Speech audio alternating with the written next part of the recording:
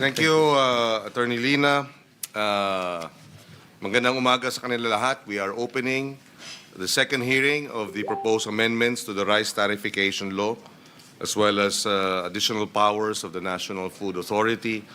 Kung patakaran at polisiya ang lupang tatamnan ng sektor ng agrikultura, malinaw na isang naging lason, hindi pataba ang naging epekto at resulta ng rice tariffication law. Sa nakaraang pagdinig, narinig natin ang mga nakakaiyak na kwento ng ating mga magpapalay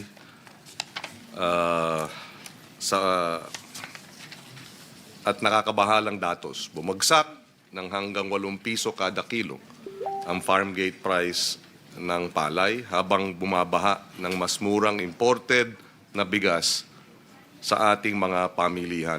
Nabahala rin tayo sa mga ulat ng posibleng price manipulation, irregularity sa bodega, at isang NFA na inalisan ng kakayahang protektahan ang mga magsasaka at mga mamimili. Mismong si Tocayo Secretary Kiko Chu Laurel Jr. ay nanawagan ng isang overhaul. Gusto niyang manumbalik ang kakayahan ng Estado na mag-calibrate ng mga intervention, mapalakas ang extension service at i-modernize ang NFA. Ang susunod na pagdinig ay tatalaga para sa mga technical working group meetings upang mabuo na ang committee report.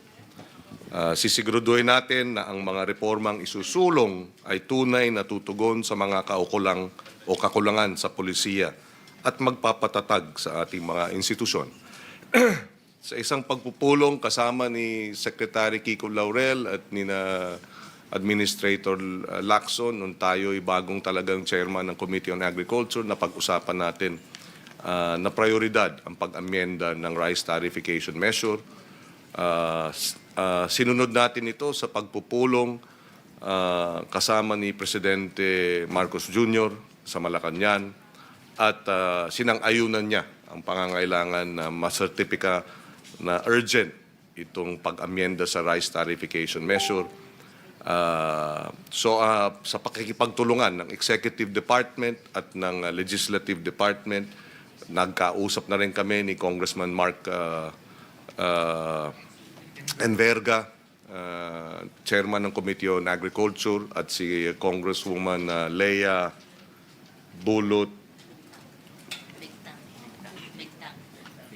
Bigtang ng Committee on Agrarian Reform sa Congress, at nagkasundo na rin kami na kinakailangang isaayos yung rice tariffication law, amendahan, irebihisahin para matugunan itong mga problemang ito. Dagdag dito, hindi pa man na ipapasa ang rice tariffication measure, sa susunod marahil na 2 linggo, ilalabas na ng Pangulo ang executive order para magkaroon ng minimum floor price ng palay pag gobyerno ang bumibili direkta sa ating mga magsasaka sa ilalim ng Sagip-Saka Act, yung Republic Act 11321. May minimum floor price sa wet, may minimum floor price sa dry.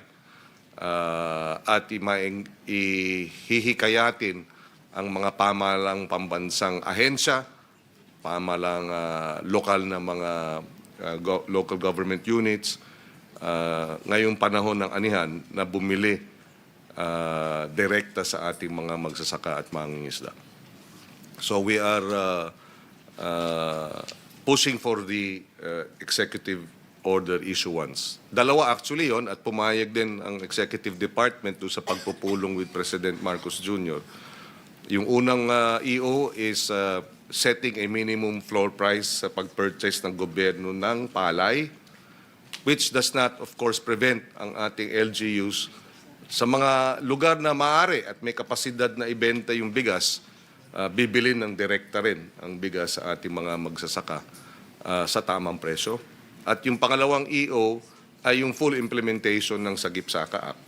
para lahat ng ahensya ng pamahalaan na may kinalaman sa food security, pagbibili ng pagkain, pagbibili ng produktong agrikultura, ay minamandatong bumili direkta, mga ospital, mga provincial city jail, mga cafeteria ng mga state universities ay makikipag-ugnayan na sa mga farmers and fisher folk organizations para direktang bilhin itong usapin ng agriculture products sa tamang presyo.